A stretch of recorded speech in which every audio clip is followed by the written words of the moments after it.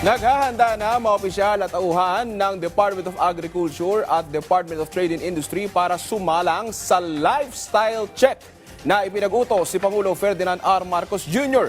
Pero bago pa yan, isa-isa nang tinutugunan ng dalawang ahensya ang mga aligasyon ng katiwalian na ibinabato sa kanila. Yan ang ulat ni Vel Custodio.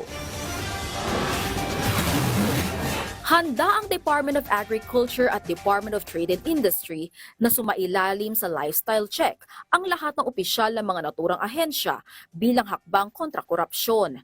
Alinsunod ito sa direktiba ni Pangulong Ferdinand R. Marcos Jr. sa Executive Department kaugnay na investigasyon sa umano'y irregularidad sa flood control projects ng pamahalaan.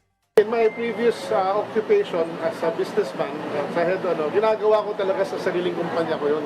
So I totally welcome it, and that is one good way to catch kung sino man yung, alam nila, may kalokohan.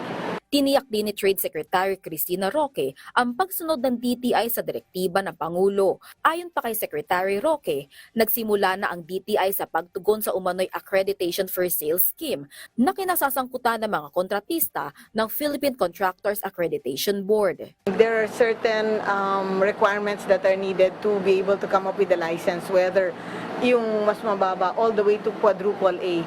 We have a hearing now. We're starting already with the hearing, so we cannot give out any information. But once we have information, definitely we will inform the media, we will inform the Filipino people about this, and definitely we will be issuing statements. But we are definitely checking now.